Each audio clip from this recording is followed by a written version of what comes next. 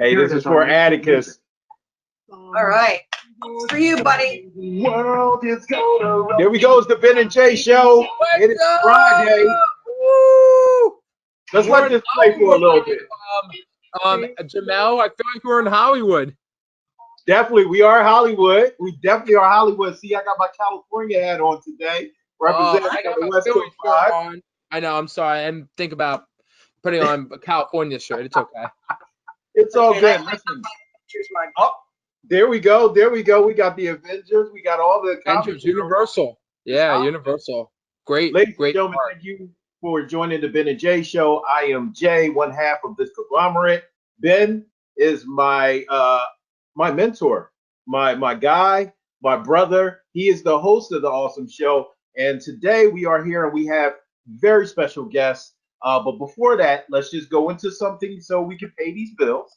And that is this webinar is made possible by Access Services. Access Service is a nonprofit serving 11 counties in Eastern Pennsylvania with the mission to create better ways to serve people with special needs. They've been doing it for 44 years and are only expanding their services to bend the fit the curve as those that are needed in Eastern Pennsylvania. So we have our guest actually here coming back, but we want to talk about today's raffle. Today's raffle, bam, look at that. Proud Autism Mom. This candle is actually from Malicious Women Company, based out of Washington. A very, very powerful candle company. We're going to be giving this away. So everybody that actually registered for this webinar, your email address has been entered into a raffle. And at the end of the show, the main man, the myth himself, Ben, is going to pick that lucky winner. And we're going to send that right off to you. So Ben, for our new members, why don't you introduce yourself so they can get a feel for who you are? What's up, guys? The name is Benergy. Okay, they call me Benergy, but I'm the brains, and Jamel over here is the muscle. So we are autism strong, taking awareness action. So my story is I was diagnosed when I was 2. My parents thought I had a hearing issue, and I was on the Ellen show, carried the trophy for the Philadelphia Eagles. And I was on the Awesome Show last year. It's actually going to be a year in August, which is crazy. And we met, I met his wife, Marta, through my mom through CHOP. So then we started talking when the quarantine happened. And I said, hey, let's start a show. And he goes, okay. So we had a bunch of guests lined up. And now we've been going on doing it on this show. And I love it. It's been a great opportunity talking to guests from different parts of the world. And I think this is our episode 12. Wow, episode 12. This is crazy. Very impressive considering we started this in the midst of COVID-19. So, definitely kudos to you, Ben, for allowing me to be a part of something big like this. I would have never imagined that I would be giving back to the community I love so much with doing a show like this with you. So that's my brother right there. That's my guy.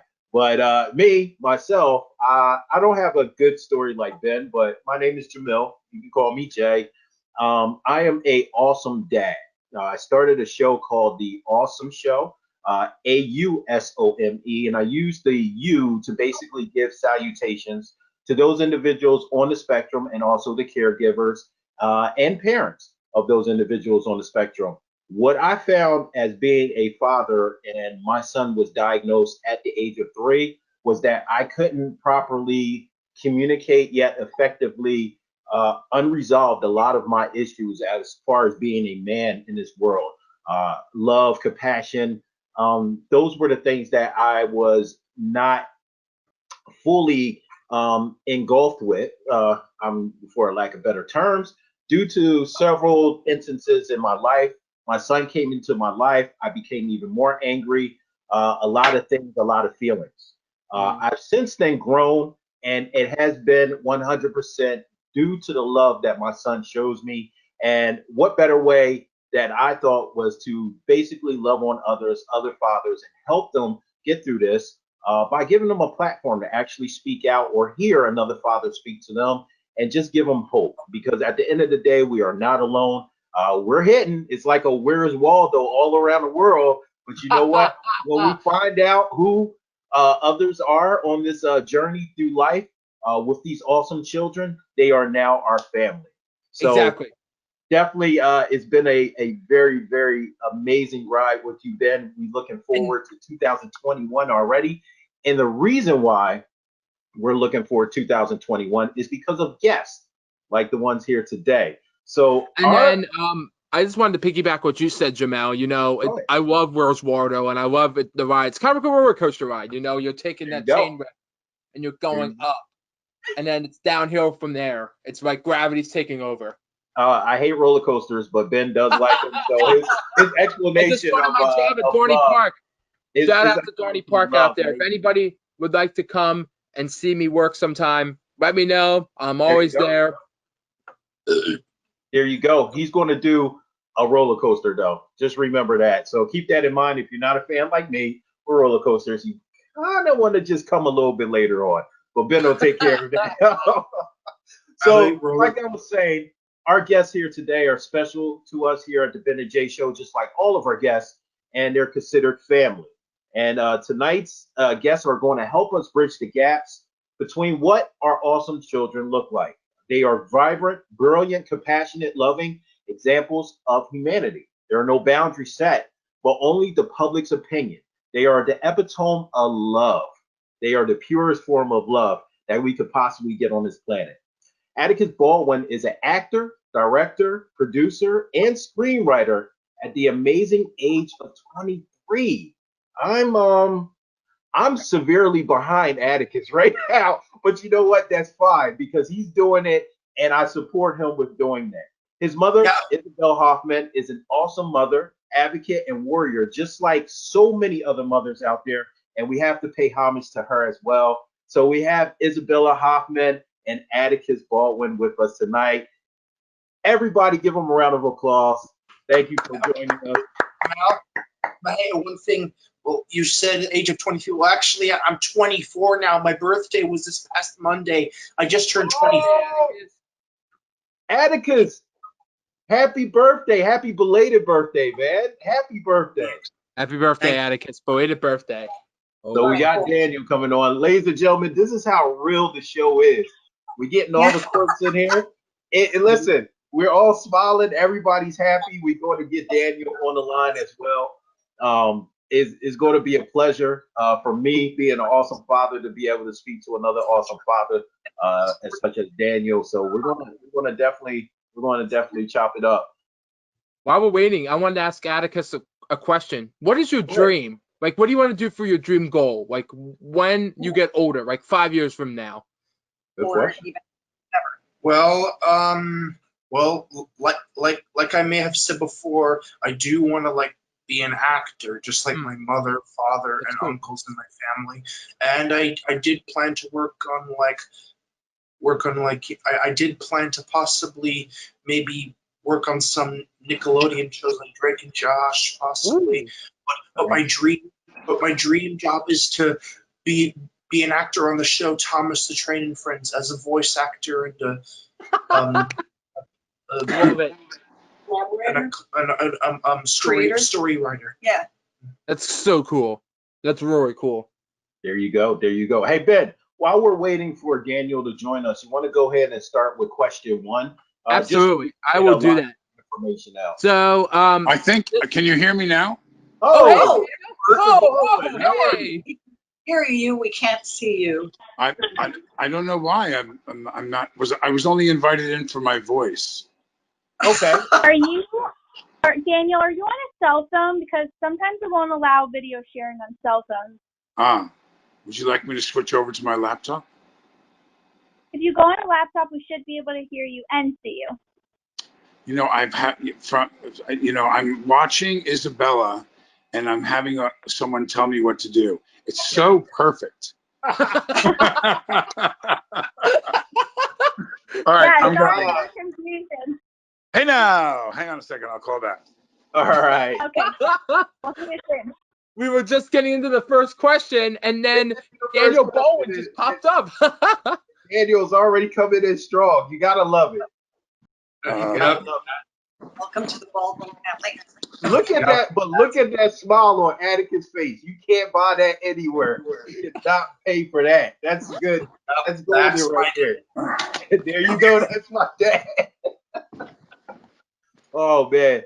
All right. Well, definitely let's go ahead, Ben. You could go ahead and ask the first question. while we Absolutely. get Daniel. Atticus, what inspires you to do everything that you have been doing? Well, Ben, a lot of things that inspired me were, well, my mother, father, uncles, and other family members inspired me because they're actors.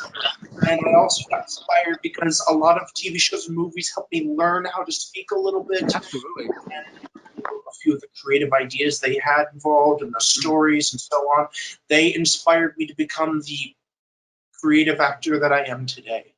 That is really cool. Wow. Wow. Impressive. That's incredible.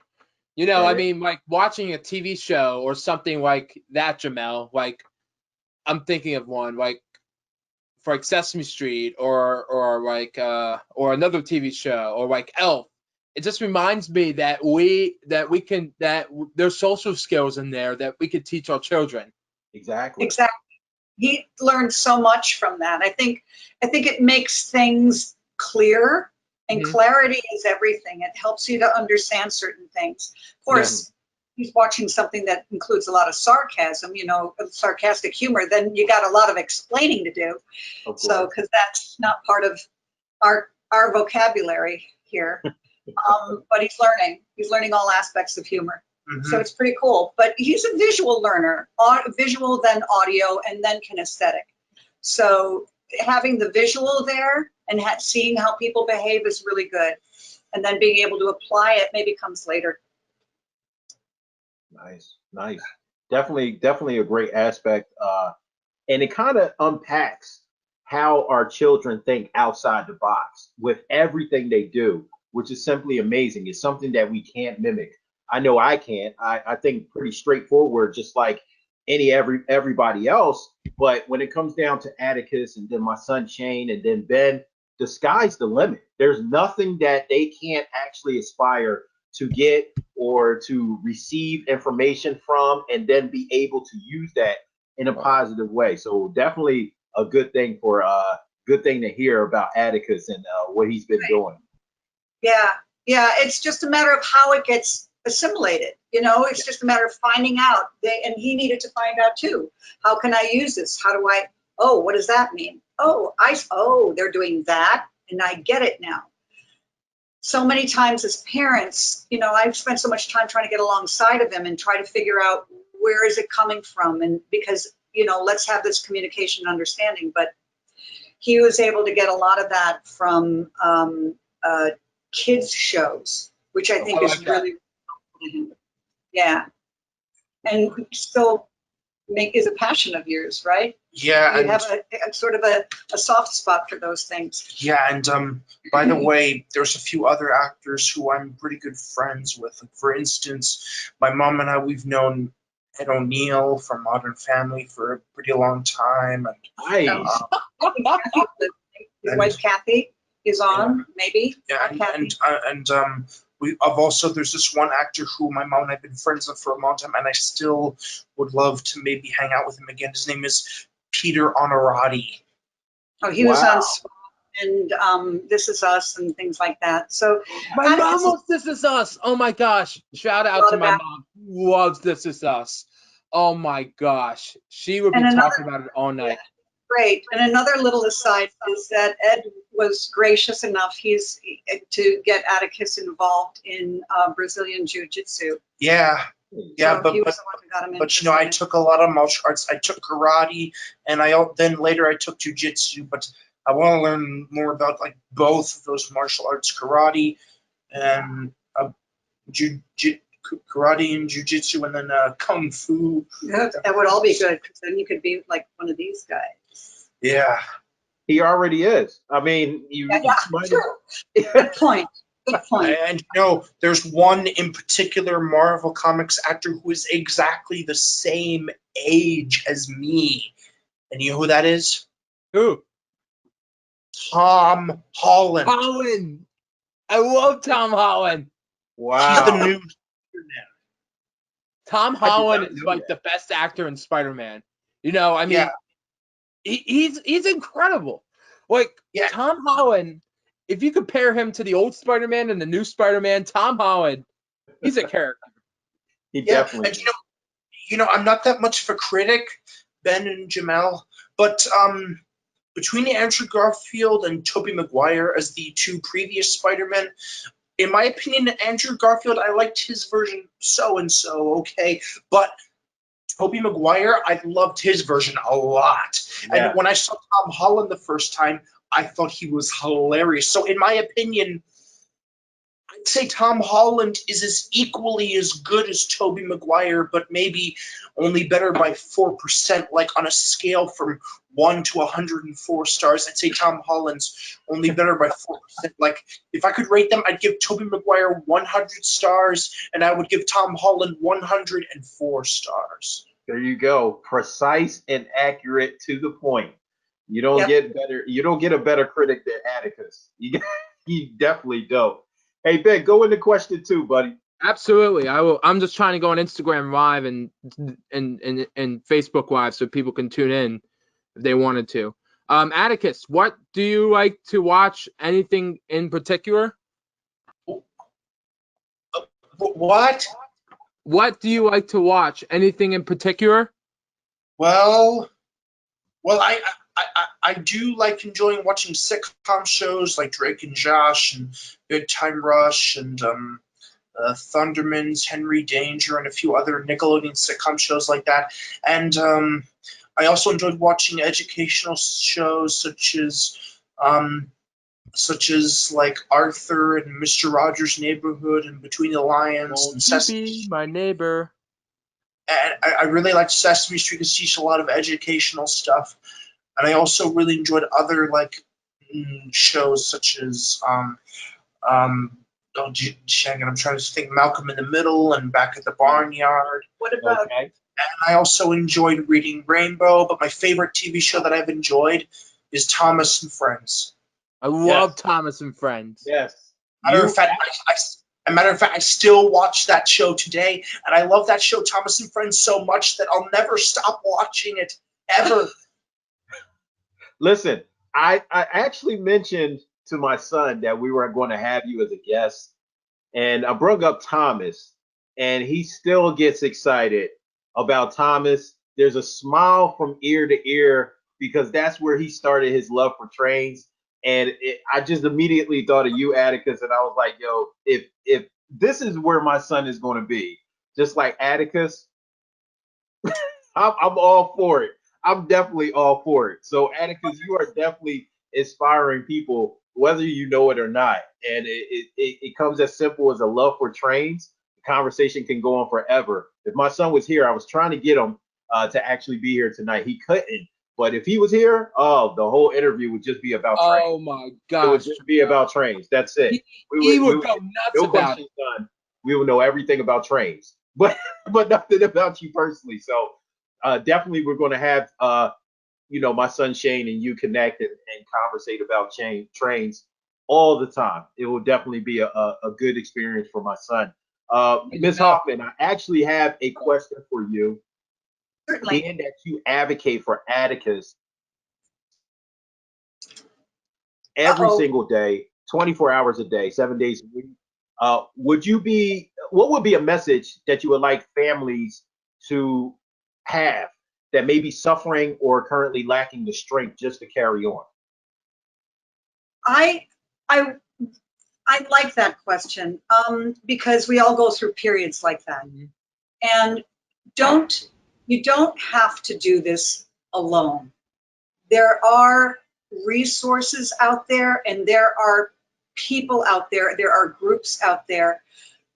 You'll find ways to connect with them. You don't have to do this alone because it's all about trying to create a bridge and understanding. And I know how frustrating it can be and how sometimes difficult it is when he may not understand what you're saying. Oh, there he is, there's Dad. And we may not understand what they're saying or trying to do or trying to accomplish. Hi, Daniel. Hey, what's up, Dad? Oh, Hey, well, bud. I'll finish answering that in a bit. But Finish Hey, your Mr. answer. Mr. Baldwin, What? I just want to say it's a pleasure to have you here. Just want to get that out. Everybody, just welcome Mr. Baldwin. But let's get back to Ms. Hofmann answer. I want to give her definitely a time to express her answer out to families out there that may be listening. I'll try to be brief. The key is not to go about doing it alone. It's important to know that it does take a bit of a village, and there are so many resources out there.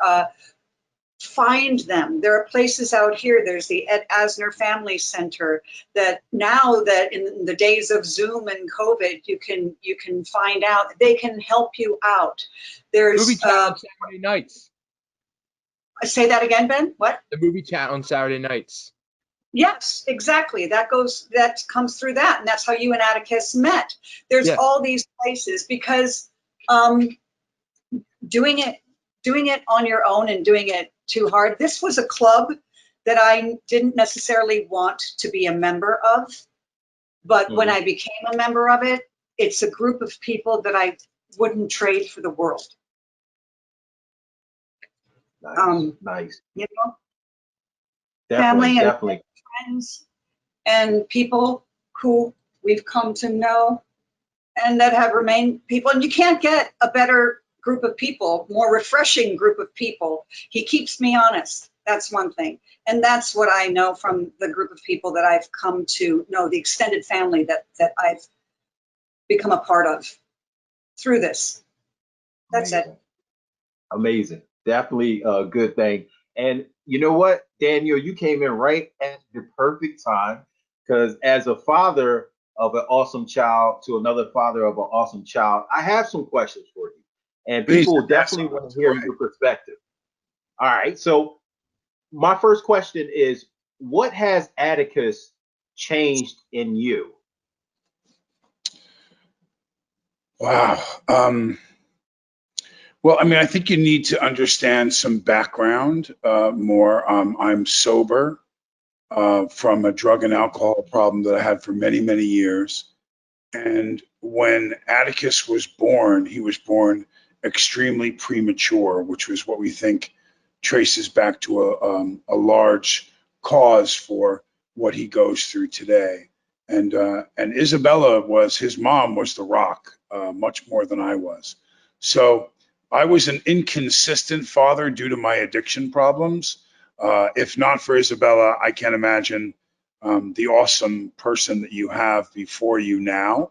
I would be lying to say isn't 95% because of his mother. But with that said, I think Atticus has driven me to want to be the father that I always knew I could be, which I am now for my two daughters, and I attempt to be while I learn more about what he needs as a man. But to try to take credit for where he is and what he is right now would not be fair to his mother.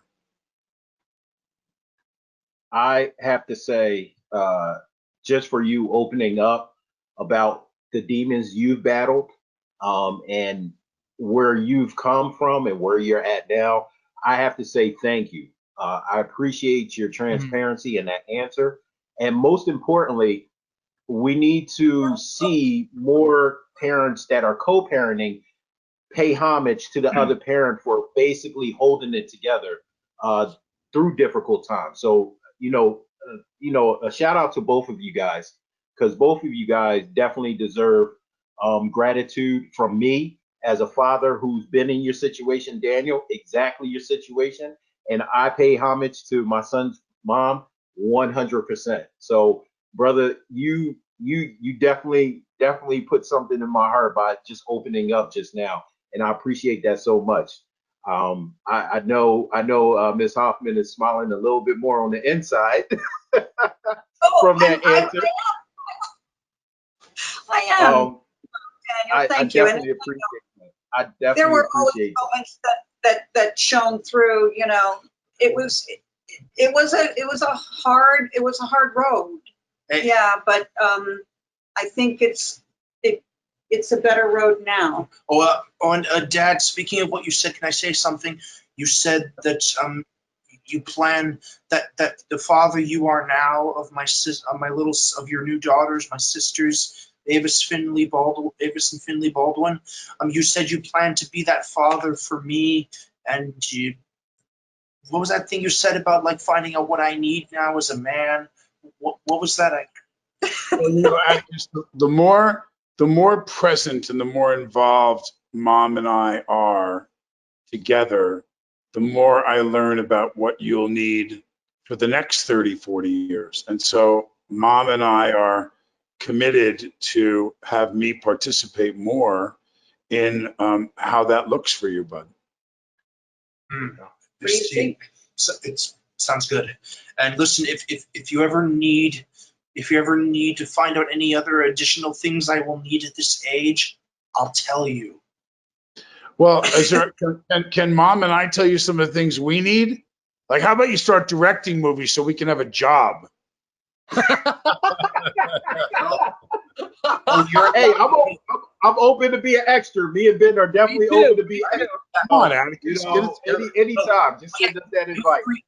Well, you guys are in luck because I'm in the process of writing a storyline for a movie sometime in the future. We are writing fun stuff. You've got a lot of creative ideas, buddy, and there's some things that we're trying to find that place to utilize a lot of his talents, and some of them it's really thinking out of the box kind of stuff, and some of it's really oops. How do I stop that? There you go. There you go. Oh my gosh. Technology, right, Daniel? My 12-year-old daughter can walk on and she can just bloop, bloop, bloop, and she got me right on. I can't stand it. I have no idea what I'm doing. Hey, Atticus, next question. You and my son, once again, you share a love for trains. Very, very intriguing hobby. Very expensive too, but very intriguing, and it brings a smile to his face, just like yours. I can throw out numbers like the 611 to 1405, but you have some things. You have projects involving trains. You want to tell the audience about those projects? Yes, I would. You see, I've been creating some new characters for the show Thomas and Friends, and most of my new characters happen to be American trains, and one of them happens to be modeled after the Norfolk Western 611. There you go. Quick question: what train engine is the 1405 one? What's that? You know what? I wish my son was here because he would give you a full definition. I do not know, but guarantee you, I will get you the answer from my son Shane. That's a very interesting question. I've got a lot of different American train engines that my new characters are: the Hudson, the Mercury, the Norfolk Western, the Commodore, and so on. And also the Milwaukee Road, Union Pacific, Pennsylvania Railroad, and a lot. I of course create a lot of these new engines, and my favorite out of all the characters that I created so far is Grant. He's my favorite new Thomas and Friends character I created. He is the famous 4449, the Daylight. Oh wow, you were speaking about that before. That's amazing. And his dad is responsible for. I mean, when Atticus first got into trains, we thought it would be a great idea to have a train run around the Christmas tree, right? So, man. Of course, Daniel and Atticus being sort of alike in that way, I think he came home with how many engines, how many, and how much track. Oh my God. And Daniel built it on top of the. I've been told that I have extreme personality disorder, EPD. So I hurt my back right before Christmas, and I spent Christmas putting a train all the way around the front yard out to the sidewalk and back to the front door, and we put G-gauge trains that ran the length of our property out to the sidewalk and back. And I remember I promised Atticus that I would complete this. So I did it crawling to get it. I remember my back was so bad, Isabella. Do you remember that? But I got to tell you something about the interesting thing with being awesome and the trains. So some of the things that we battled with Atticus when he was younger was some OCD issues. For instance, when Atticus would go to get in the car, he had to do a series of things with the doorknob and touching the bushes and doing this. And I realized how much trains motivated Atticus. So there was a train store that we would go to in Culver City. And I would say to Atticus, you realize the daylight is at the Culver City train store now. They have it running around. He'd go, oh, yeah, I want to go see it. You know, he'd get very excited. And I said, okay, well, we're going to go see it, but you can't touch any of the rose bushes on the left-hand side on the way to the car, which he would touch one on each side all the way to the car. And oh boy, he did not like that. And I would tell him, it's okay, bud, but if you really want to go see the train, you cannot touch. And I watched the motivation of how much he wanted to see that train. He could overcome those obstacles that were in his way. And he did. He did. And the trains were a big motivating factor for that, weren't they, Atticus? Yeah, I vaguely remember that. By the way, believe it or not, I'm still good friends with that guy, Nick Barone, Nick Barone, who was the owner of the Allied Model Train store. I'm still good friends with him today. Wow. Actually, Atticus, I just have to tell you a story. My uncle Dave, one Christmas, he had so he set up, I love trains also. So one Christmas he set up a train set in my grandmother's house. And I have to find pictures of it, but I was pretending to be the conductor and we were pretending to do different stops. It was actually really funny. Now, Ben, I must address something immediately. That glaring, ugly green color in the background behind. Oh, he not disrespecting the eagle. That horrifying doesn't green color behind you. Now, Oh no, who's your favorite New York team? Giants jersey? Do I need to go? Oh, no. Giants! Hey, Daniel, I got a hat specially for you. I'm going to make sure you get this hat, and I want you to wear it. All right, bring it out. Giants! Oh, man. Listen, we are remind me of having sorry, go ahead, Jamel. Oh, my God. I was going to say Where'd Atticus go? Let me get to the next question. Matter of fact, Daniel, I have another question for you. And I can basically relate to you. So I'm going to chime in after you make a response so we can get a comparison so the audience can understand how similar we are when it comes to this. What was your feelings when Atticus was diagnosed with autism?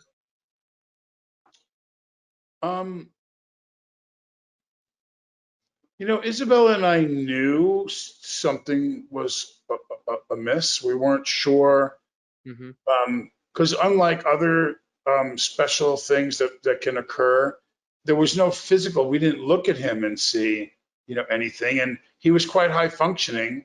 I remember when it dawned on me something wasn't right because of how he would kind of gaze off and get lost in conversations. He wasn't able to. So I knew something was going on pretty early on. I never had any feeling for me like, woe is me or any of that. I always worried about what it would be for him. Would there be limitations? Would there be needs that would be beyond what I could give him myself? And there were. I wasn't educated enough in it.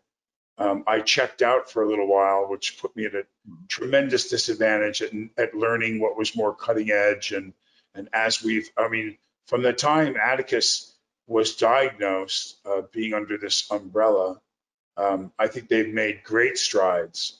I've had to try to catch up and learn more. His mom was very learned at a lot of holistic stuff too, that I didn't take the time to learn with her about healing of scar tissue and in a homeopathic natural way through the Hahnemannian clinic and stuff that she was doing that I had to learn more and read up more. And it's been in the last couple of years that I've learned more through friends of mine who have children that are in the spectrum. Wow. The Pete family, I've leaned on them a little bit to ask questions. I privately message her from time to time to catch up on things. But my concern has always been for my son to live the fullest, best possible life as he can. And I think where you watch that curve vary is the differences in Isabella's and my personality. I'm the one that says, put him on the plane, get him out here and tell him I said. And Isabella goes, yeah, no, you can't do it that way. But he's not your brother that you can raise him like your father did and smash it down your throat. And it doesn't work that way. And so I have to learn from her experience as I've reacclimated myself into the game here and try to be more of a presence and a force in his life. So I'm actually, very dependent on how Isabella explains it to me.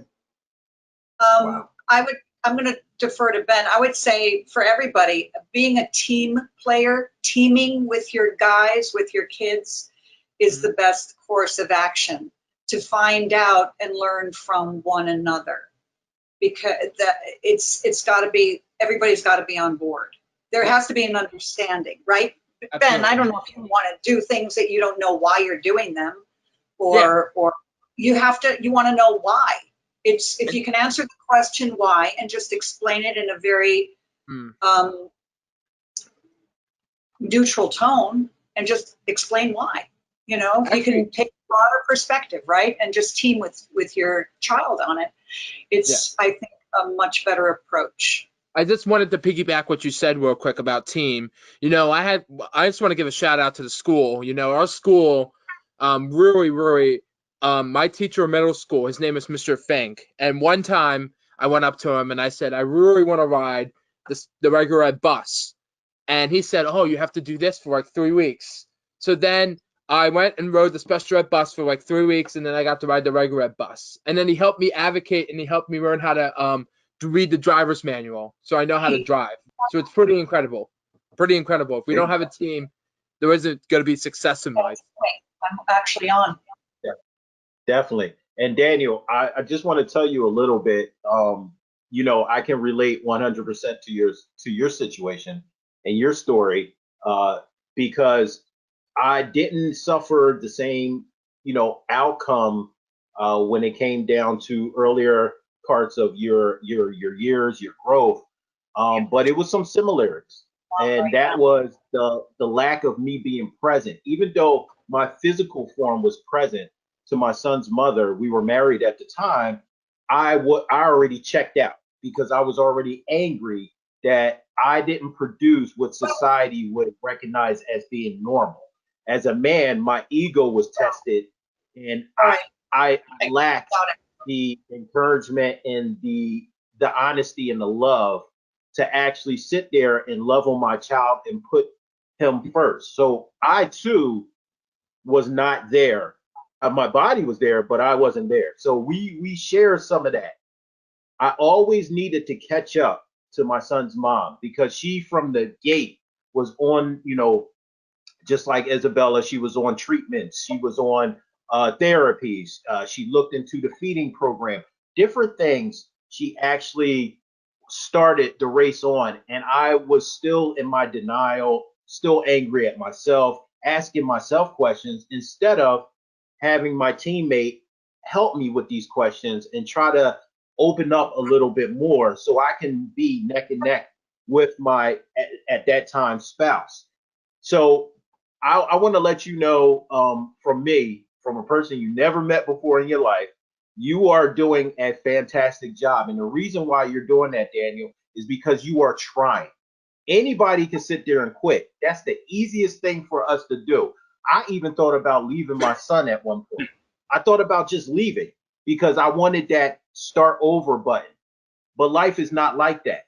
Life gives you the hardest things to shape your character. And believe it or not, I stood in it and it shaped me to be the man that I am.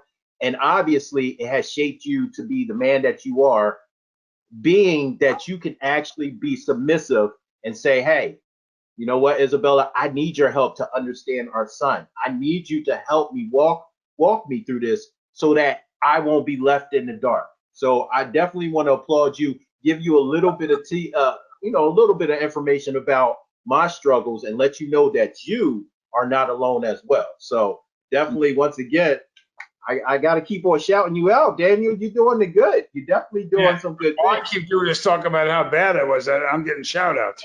So I'm going to say a couple of things. Number one, I mean, I'm trying to imagine how cool it is to be taking phone calls during a live show from I'm sorry, that was someone, Vice it was President Pence or Kathy. whoever it was that we were on with. But I thought that was It was so someone cool. who was trying to get on the show, it was Kathy O'Neill, so I'm I'm trying to guessing. get her on. And she's talking to me going, I I- don't know how to get, I was like, thought it was, I got to tell you, I thought it was badass that you're like, you got a call from the vice president, you had to take it. I mean, I would have played it, I would have said it was Kathy, I would have said it was Governor Cuomo and they wanted some advice. yeah, Governor, well, I would have gone with that. you're funnier than I am, I tell you. To be in the middle of you two guys will probably be the best experience I have ever had in my life. I am open to sit in the middle and just listen to you guys go back and forth. No, please don't mistake her. She is way more talented and more studied and learned than I ever was as an actor. I was just a lot more ballsy and crazy than she was. So that's where I get mine, the Baldwin kind of nuttiness. But no, she's way better at all this than I am. Definitely. Hey Ben, why don't you go into question I number actually 6? have a question for Daniel. On your Twitter page, it says you're a Christian. Did you grow up going to church? I did. I grew up Catholic. I became a born again Christian in 2002. Wow. And I still couldn't get sober and I still couldn't stay sober. And so finally, I went to rehab 9 times.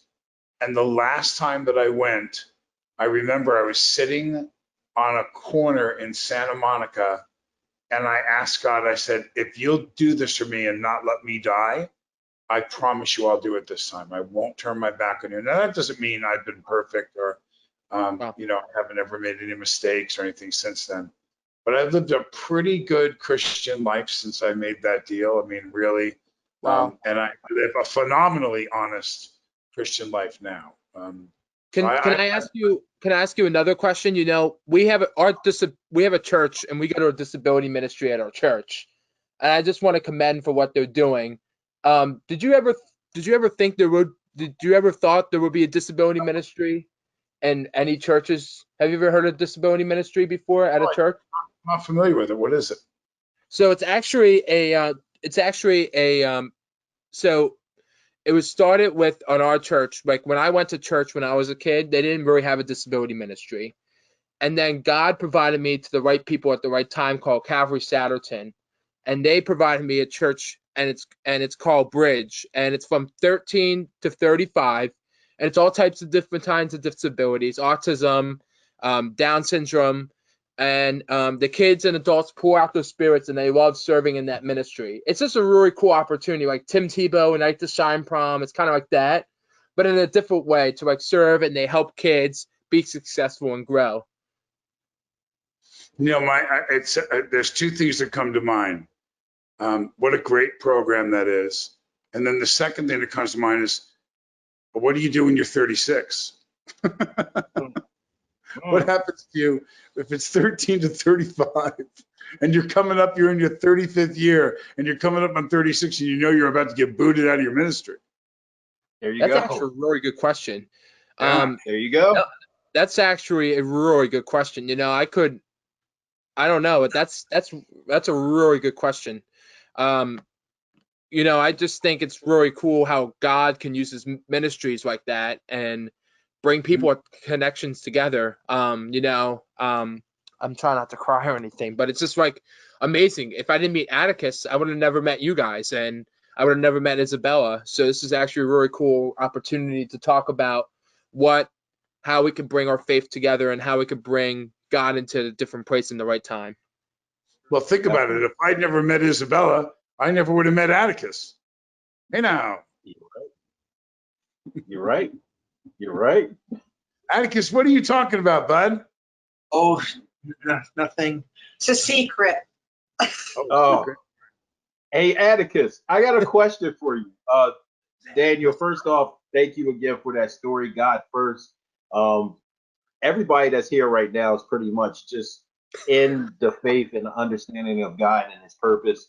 So this, I can sense this is the reason why the conversations are fluid.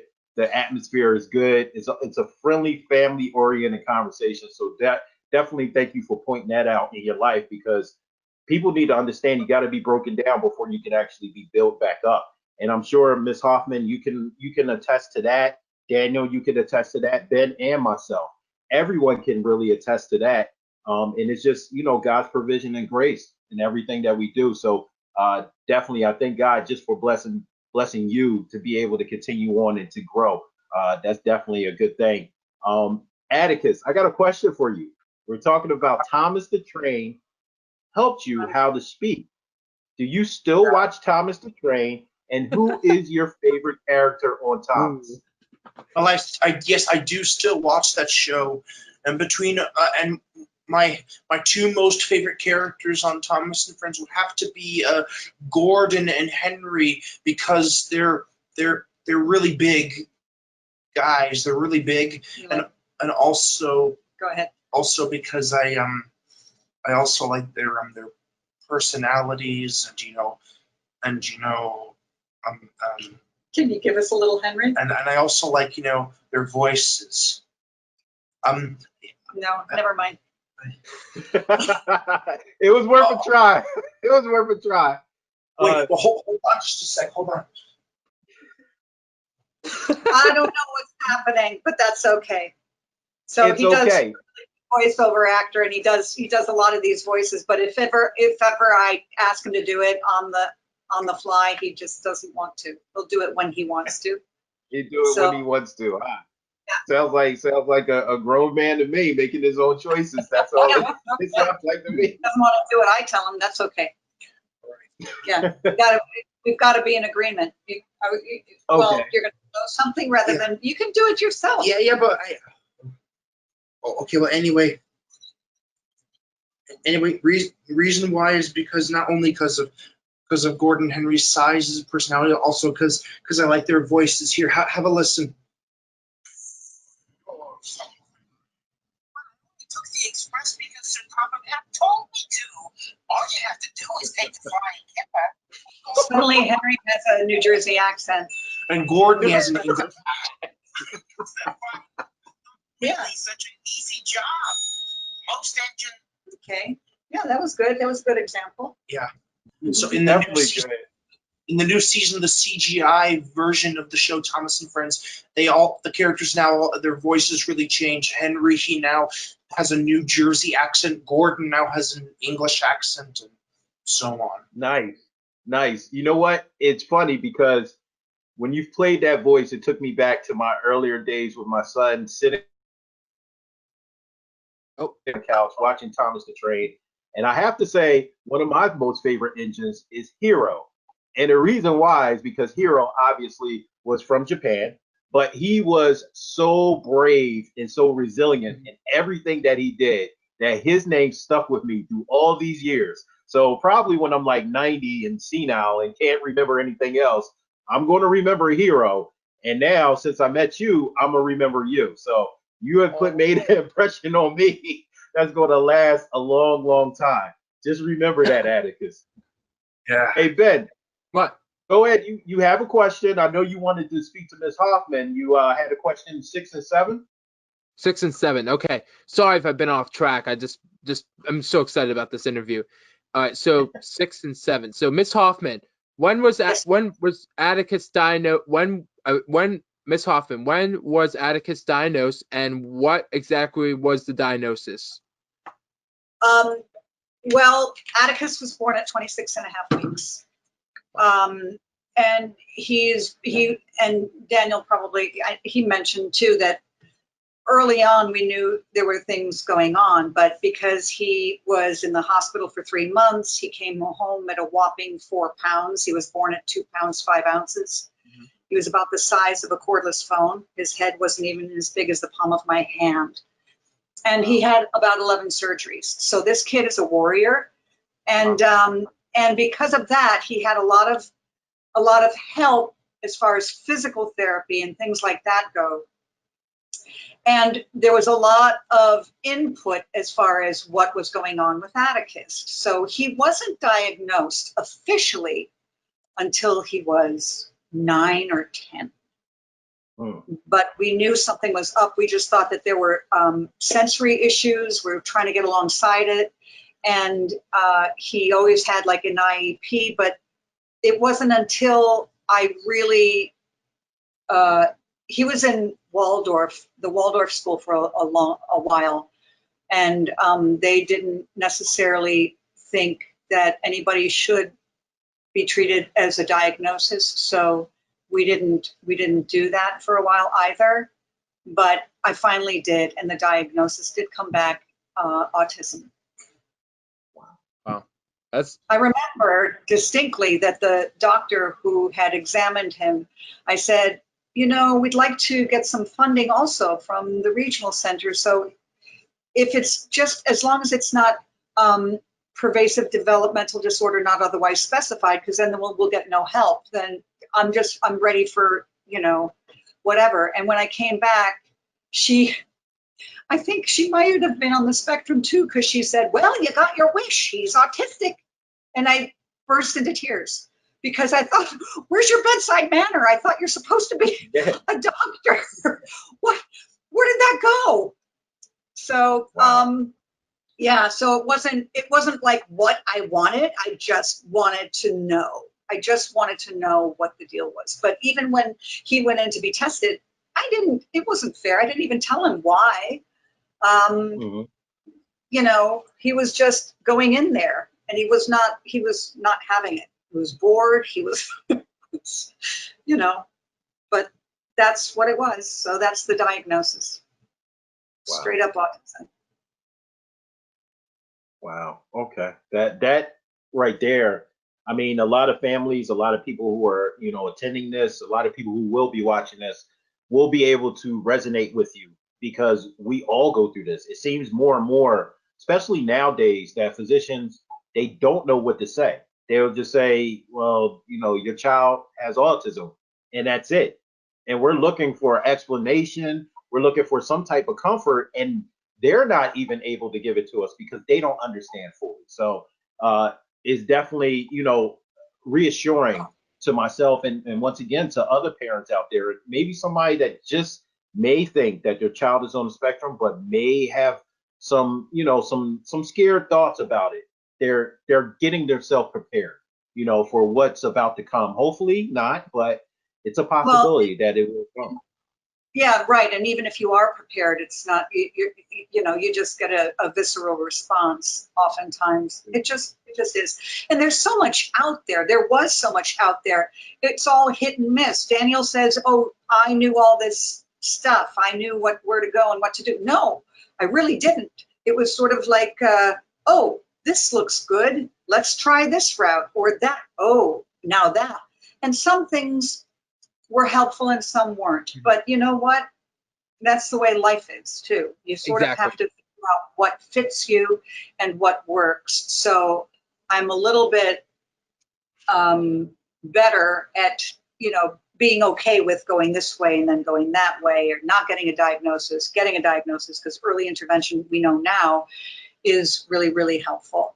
But we did have the intervention because of something else. So in that respect, we did have some early intervention. So I was really happy about that. I just wanted to piggyback on what you said, Mrs. Hofmann. I just want to thank the parents ahead of us, you know, like for Special Olympics, if you've done Special Olympics or anything. You know, we bug them, we put bugs in their ears about financial needs or stuff that we need to know about for the future for our kids. when we get older and older, kind of like with the financial stuff and benefits and job coaching and different stuff. It's just really, really incredible opportunity to meet new people like that. Definitely. Yeah. Hey, I gotta. No, go Yeah, ahead. thanks. No, I don't. I have I a don't question. know what the question was.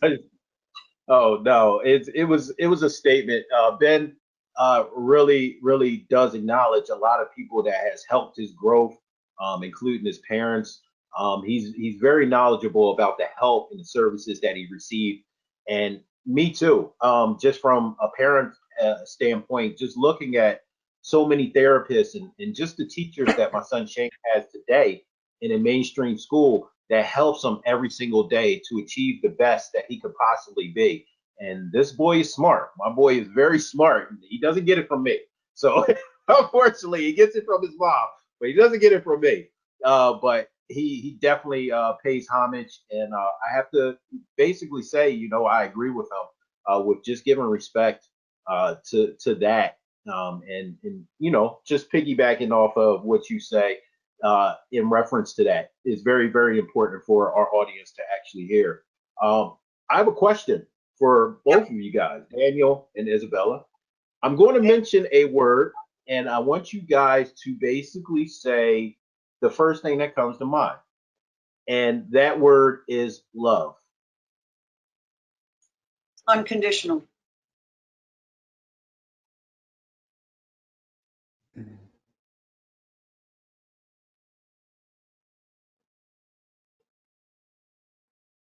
God, it means so many things to me.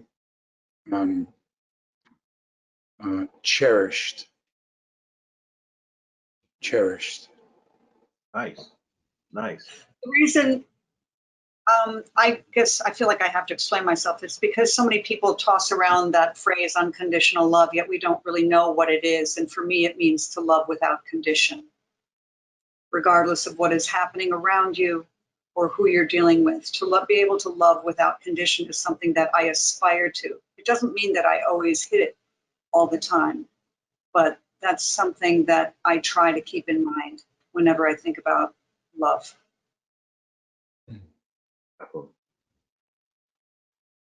Great explanation. I didn't expect that. It kind of caught me off guard, but definitely a great explanation. I'm curious just to find this out. Ben, when you hear the word love, what does that mean to you? Wow. That's very powerful. It means be kind to one another. That's what it means. We should all be like, and we said this a couple weeks ago with Bev Weinberg, when we talk about Mr. Rogers, we all need to be like Mr. Rogers in some way. We all need to be out there serving our community. No matter what is going on in our world today, we just want to be kind to people. Mr. Rogers is a Giants fan. Now that's not love. That's not love. If you're not an Eagles fan, that's no That's love right there. sarcasm, but Definitely Ben not love. got it. Cherish There you the go. Giants. Thank you, Giants. fellas. I think, Daniel, Good callback. you and me and Atticus need to watch an Eagles-Giants game next year. Hey, listen. I'm definitely for it, but I'm definitely calling the Eagles to win next time they play the Except Giants. for that 61-yarder field goal with Jake Elliott. There you go. He's rubbing it. He's rubbing it in your face. We want to definitely give the audience a chance to ask you, Daniel, Isabella, and Atticus questions. We normally do this in every segment of our webinars. So what we're going to do right now is our assistant Hannah. She's going to unmute.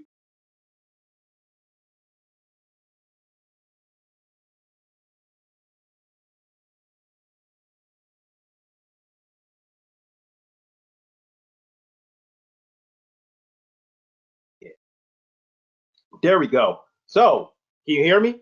Good. Okay. So we're going to unmute everybody, allow them to speak. We just ask that everybody be respectful of not only our guests, but each other. Please allow someone to speak before actually speaking. And let's just open the floor up. So first person, you can go ahead and speak.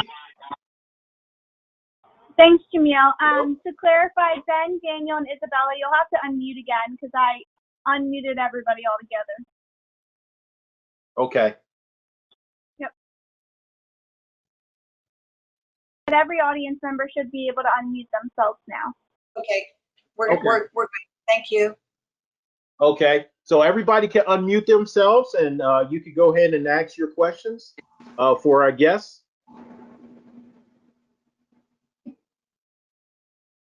Hello. Got some filler? I hear feedback. Hello.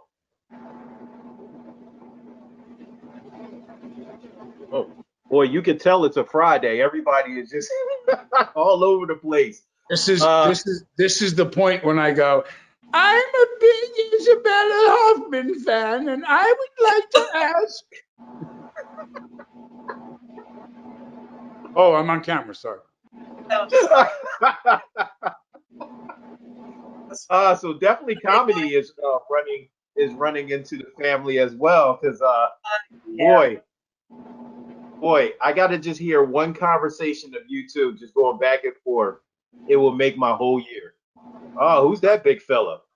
That's Big Rufus, and that's Rufus. What happened? I lost my. What happened? You're there. I can hear you. Hang on. Back. Oh, I thought you got this thing going on. That's okay. I can't do that. I don't have one. Although if I did, you'd probably tell me. Be on now.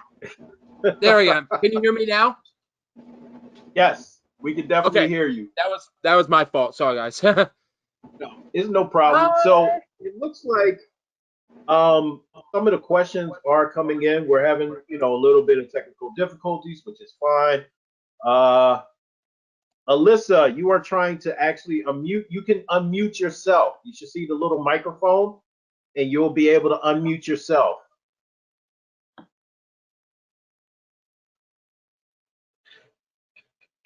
No. Alyssa, are There you we there? go. Ah, there Can you you hear go, me? Alyssa. What's going Yeah. on? Yeah, it said it was muted by the organizer. I couldn't unmute myself, so I was like, "What's going on?" So. What's going on? I'm good. Sorry if you hear my dog barking in the background. That's Lacey. Oh, no. It's no problem. It's no problem. You have a question for Daniel, Isabella, or Atticus? Yeah, I wanted to ask Atticus. Mm-hmm. Besides Thomas and Friends, what other show would you like to be a part of? Like, what is your main dream being a part of? Great question. Well, Wow, you guys are pretty call those eyebrows. that's a bit of a tough decision. What's the first thing that pops into your head? Well, Like me. well, if I could choose another show to be part of in addition to Thomas and Friends, Wow. I think I would choose Sesame Street. Ooh, not a bad idea, Atticus. Puppets. Yeah, also Yeah. Sesame Street. I choose Sesame Street. Cool. Yeah, Good that's a choice. good pick right there.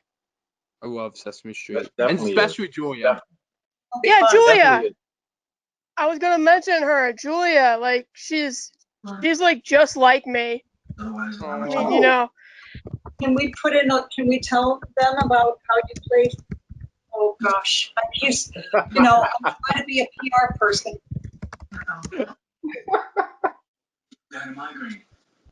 Okay. He's saying I get it. Mom. Hey, Got it. Jamel, this is Glenn. Can you hear me? Glenn, Hey, hey, what's going on? This is Ben's dad, Glenn. What's going on, Glenn? So Atticus, you know that Ben loves roller coasters, and I just wanted to know, like, do you like roller coasters or that kind of stuff, or does loud noises hurt you? I like roller coasters. So what parks have you been to out in California? Well, I've been to Magic Mountain, and I've been to Knott's Berry Farm, and I've been to 2004. Disneyland, both locations, Disneyland, Disney California Adventure location, and Universal Knott's Berry Farm? Did you say Knott's Berry Farm? and Universal Studios. Oh, cool. Oh yeah, we like amusement parks, definitely. So next time that Ben and I somehow are out in California, we're gonna have to get you guys together to go on some rides.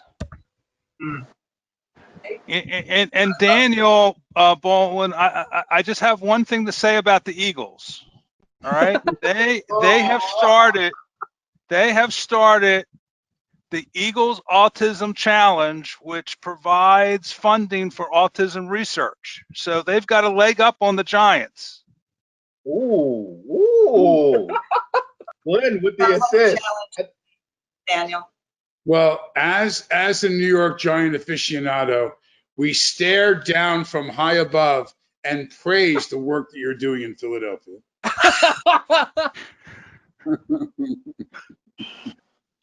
Glenn, thank you for having my back.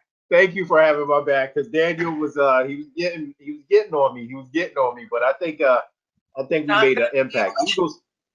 Eagles fans are tough fans. When we get together, we get together.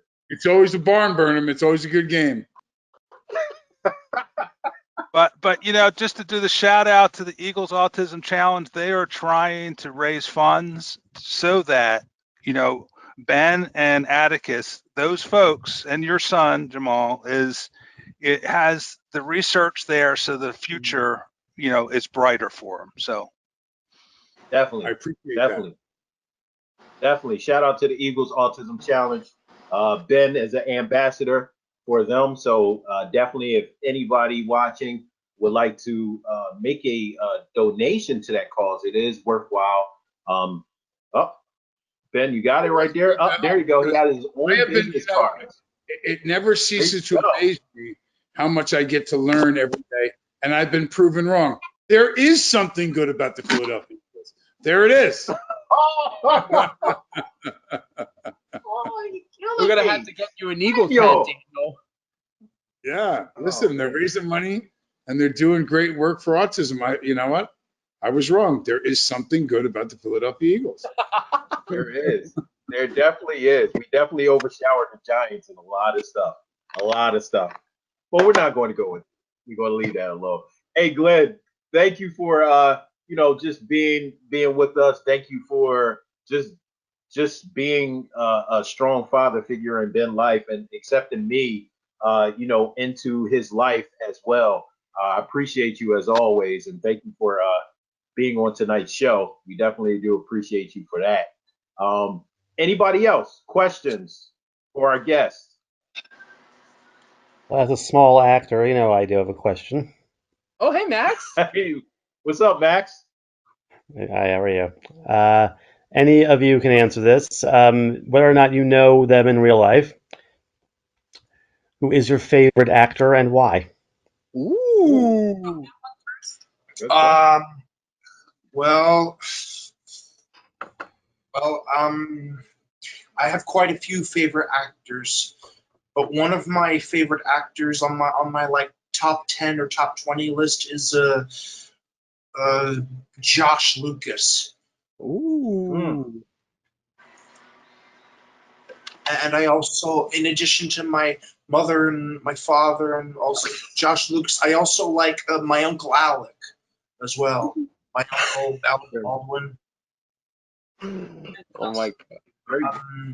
Well, I do like actors, say, such as like Oliver Platt and Jack Black and Michael Imperioli and Chaz Palminteri and Steve Zahn and He's got a lot of people that he likes. Nolan Gould and Steve Carell and John Goodman. Love Steve Carell. I also like Tom Holland. Oh my word, we talking about? There you go. Voiceover actors. I also like a certain voiceover actors. For instance, I like Bill Murray and Dave Fennoy and a few others, and Owen Wilson and Michael Keaton. Okay. Oh, you like a lot of actors. Yeah, but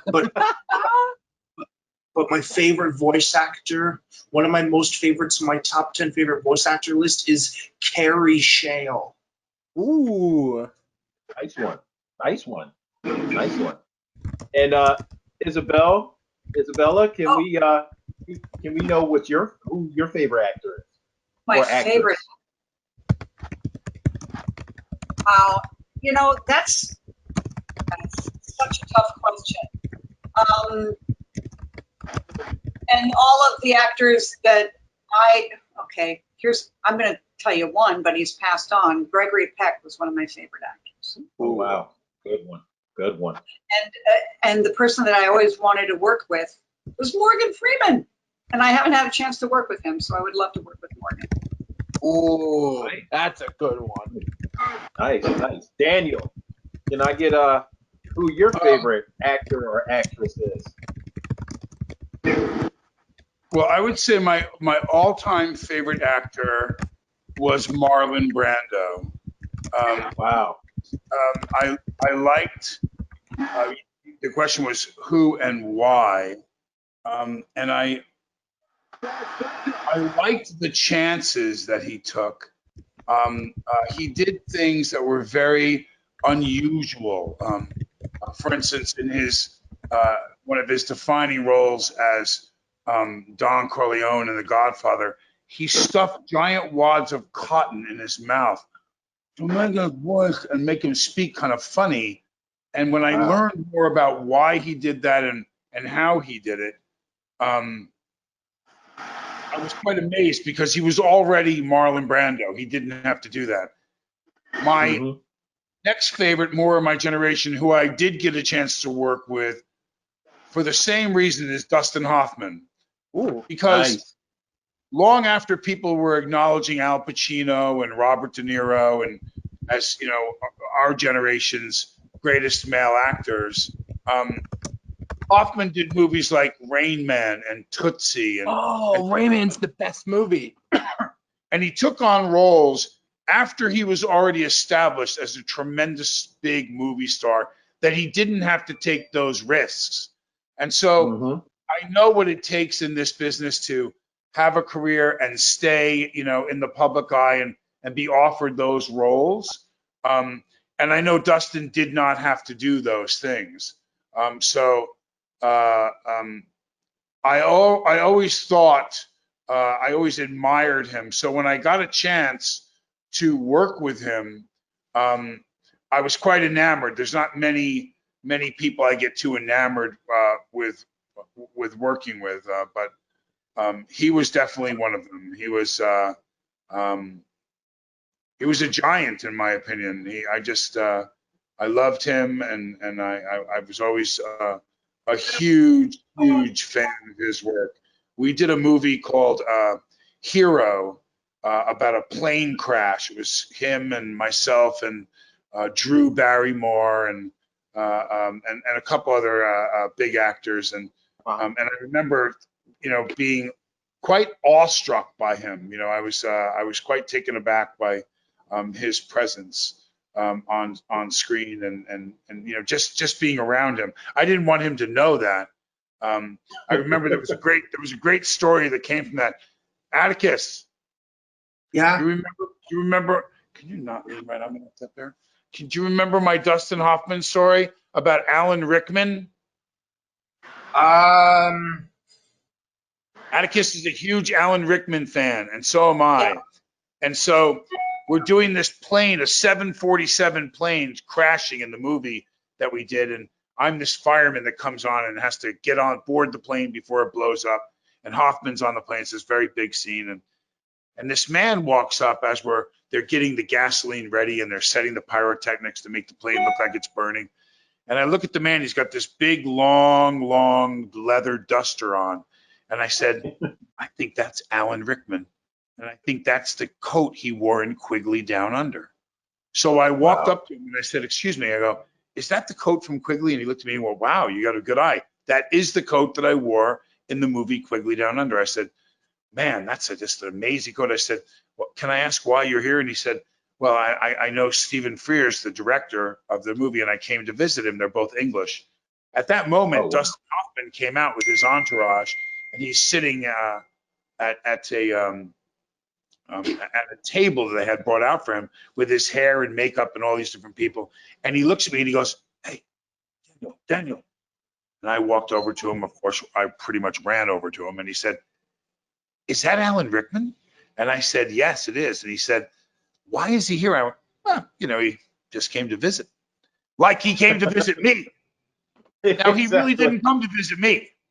He came to visit the director, but I wanted to look cool in front of Dustin Hoffman, so I left out the fact that it wasn't me that he came to visit. So Hoffman says, he goes, "Wow, I'm a big fan. I want to meet him. Can you introduce me?" I said, "Yeah, of course, Dustin, no problem." I walked over to Rickman and I said, "Dustin Hoffman wants me." He goes, "He wants to meet me. Does he want to meet me?" "Oh, I'd love to meet Dustin Hoffman, of course." So I turned around and I walked him over, and I'm thinking to myself, "God, please don't tell him. Please don't tell him you don't know me. Please don't tell him you don't." I said, "Alan Rickman, Dustin Hoffman, Dustin." I said, "Alan, I got to go. I got to rehearse for the scene and everything. You guys go ahead and talk." And I ran back to my trailer, and sure enough, he never told him that it was Frears that he came to visit. So Hoffman loved me from then on because he thought I knew Alan Rickman, and I didn't know him at all. That's my story. Wow. Right. Wow. I love it.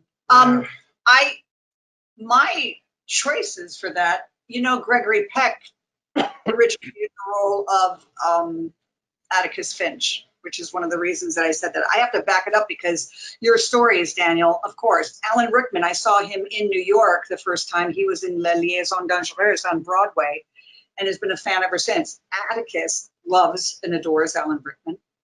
And there's so many other actors out there, so I can't, you're making all these really good points, and I'm like, yeah, well, I just picked Gregory Peck because he's, we named Atticus after Gregory Peck's character, Atticus Finch.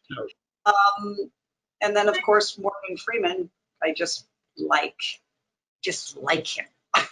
Well, Peck, who his son also, I guess I'm allowed to say this. He's a member of a certain club where I go to meetings, and so he learned of Atticus and that we named him after his father's character. So Wow. 3 years later, I'm at the Frank Sinatra Celebrity Golf Tournament. I'm sitting at a table with De Niro and Pesci and Scorsese and all these big actors and directors.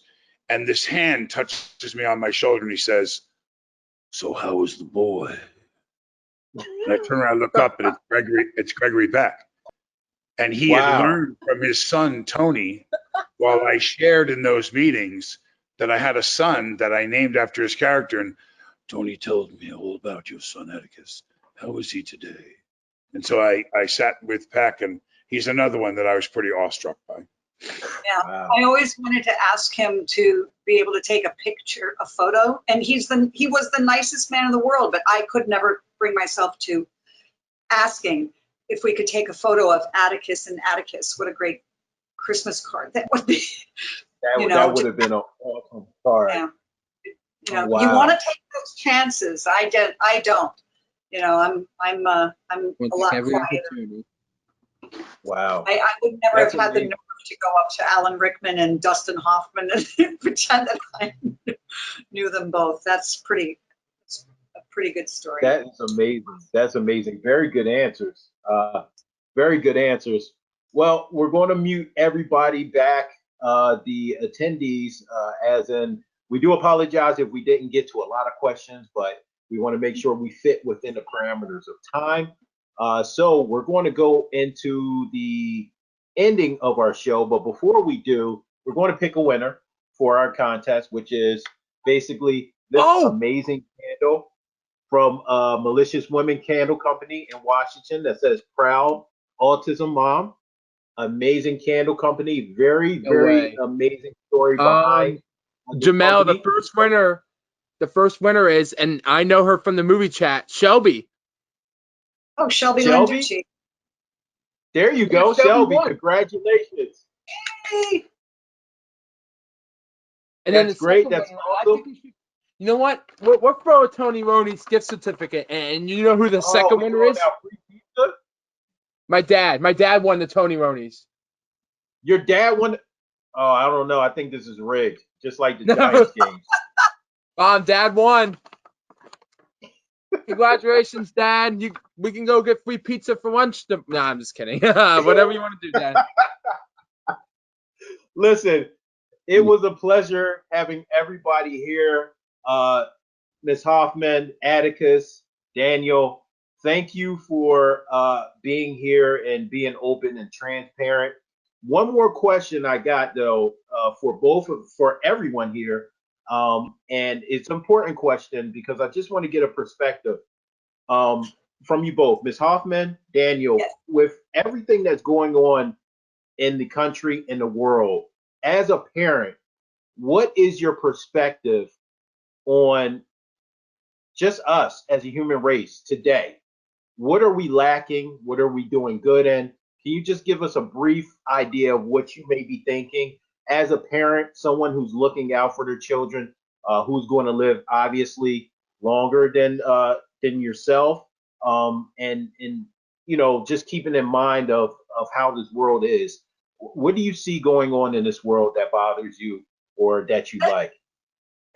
That's a question for a whole show, Jamel. That's not a 5 minutes left question. Holy I'm cow. sorry. I'm sorry. Oh, what do you know what? I'm going to I have so many things to say about that, but it's just such a long conversation. I will say one thing. I'm going to bring it back to autism. I have never met, if I can put people in a group, I am actually so appreciative of people on the autism spectrum because they are refreshingly honest. And that's what we need right now. Absolutely. Is honesty and a desire to know about each other and learn about each other. Because without that, there's just so much fear, and all anger and all hatred always comes from a place of hurt or fear to begin with. That's the root cause. So the fact that Atticus's friends, he gets on a movie chat with Ben or things like that, and I hear them and they say what they mean and they mean what they say, and they don't say it mean, and they just speak their minds and say what's what. And that kind of honesty is really needed and refreshing. But yeah, so honesty and clarity, knowing about who or what you're having the pleasure with, who you're having the pleasure with is important, I think. If we can start there, maybe that's a place where we can continue the momentum. How's that? That's my shortest answer. That's your shortest answer. It's an amazing answer. Thank you. Thank you. Daniel, your perspective. You're up, buddy. Well, let me say that I'm not a doom and gloomer because I try to find the positive message if I can. But I will tell you that this condition that we're in right now is going to get far worse again. I think when the weather cools, my sources of information tell me that the numbers will be 3 times or more worse than they were in March in this country alone. But God will do for you what you cannot do for yourself in some matters. So I want you to look at the fact that fossil fuels will not be consumed. Pollution and air quality will get 100% better in the winter months of 2020.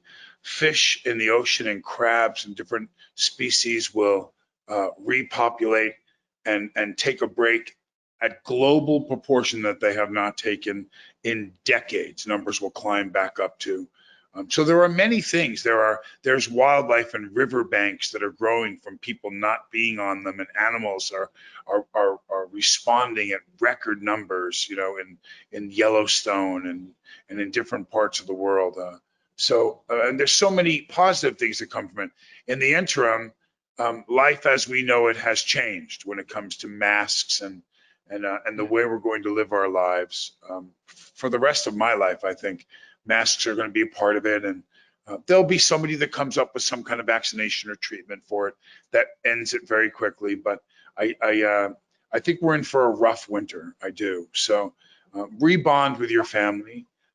Take care and love each other, and take that time. You know, I did a Facebook Live video that kind of blew up for a little bit because I took the phone and I held it and I said, gosh, I really wish I could spend more time with my family. Gosh, if I only had time to take a vacation, I'd get that stuff done around the house. You know what I really need? If I could just stay home for a little while and blah, blah, and blah, and blah, and blah. And you know what? You had an opportunity to do that this spring. And you got a greater appreciation for school teachers. And you got a greater appreciation for mothers, you know, and you got a greater appreciation for a lot of things. Take advantage of that. Bond with your kids. If I can piggyback on that, it's just like our priorities are changing. All of our priorities, and we're beginning to realize what is really important. And there you go. Amen. And we go back to the question of love. See how she can tie it all up? How she does that? He definitely compliments you when you have a lack of words. We're on the big show. What? I missed. What did I do? I said, see how you can tie it all up. That's why we keep you on the big show. Yeah, that's fine. She can. I swear, both of nails it when you need it. I swear, Daniel, I had a question for you. Will you follow me on social media and stuff? Will you follow me on Twitter and Instagram? I'm gonna make it happen, Ben. Did you send a request? I sent it to you. It's BenRCT1, and then Benergy EAC is on Twitter. All right, I'm gonna track you down and make it happen. Okay. He's gonna track you down. He's gonna track you down, Ben. All right, I'm team. gonna Listen. track you down, Eagles fan, and I'm gonna 8:29. I'm going to feed kids. All right, Daniel, thank you for joining us. Actually, everybody, that's pretty much the end of the show. God bless you, brother. Hang on. Thank you, guys. Hang on. To each other this week. I love you all. That's Are what you Ellen here? DeGeneres says. Are you listening? Yeah. I'm listening. Okay. Now you're watching, right? Yeah. I'm watching. 1960s. What did that mean? Peace. Peace. Winston Churchill, Isabella. Love. Oh. Victory over the Allied. Winston Churchill put the V up, the reverse peace sign. Now you'll see when I take a picture, I always do this. Do you know why? What's that mean? I don't know. In the medieval times, all the way back to the movie Braveheart, when the French lined up in the fields against the English, the Irish, and the Scots, the English and the Irish and the Scots took their two fingers in the line and went like this. Because when the French caught them and captured them, they cut off their two fingers so they could never draw a bow and fight again. Wow. As punishment, while they were captive, they took off their two draw fingers so they could never fight them again. So when they lined up in the field, they went like this because it means in the fight. So whenever I take a picture or I'm doing something for a cause, tonight is autism, I end it like this because I'm in the fight. Let's do a screenshot. Let's do a screenshot. Ready? 1, 2, 3. Cheese. All right, I got it. In the fight, baby. God bless you. God bless you. Love you, brother. In the fight, definitely. Bye-bye. Definitely. Everyone, thank you. Thank you for joining us. It was an amazing show. Ms. Hofmann, Atticus, Daniel, Ben, and myself. You're welcome. You're welcome. Thank you, Atticus, for joining. Atticus, I swear I'm coming to California and I'm going to meet you. We're both coming over there. Can't wait to see you. And let you know, Atticus and Ms. Hofmann, you have friends here with the Ben and Jay Show. We love you guys. Anything that you need from us, you have it. You have our support. So thank you for coming in. Ben, You want to close us out with a statement, buddy? Having autism is not a bad thing. It doesn't characterize who we are. Everyone is unique and special, just like a rainbow. I'd like to thank Access Services, Isabella Hofmann, my friend Daniel Baldwin for coming on the show tonight. And let's be kind to each other this week. We're like, and I know, even if you're a Giants fan, Eagles fan, whatever, let's be excited. If you like what we're doing, also, don't forget to donate to us, our cause, our show. And you can do so by going on to www.accessservices.com/donate. Click the donate button. Drop a couple dollars for us so we can continue to affect the autism community with love. All right. Love you guys. We're out of here.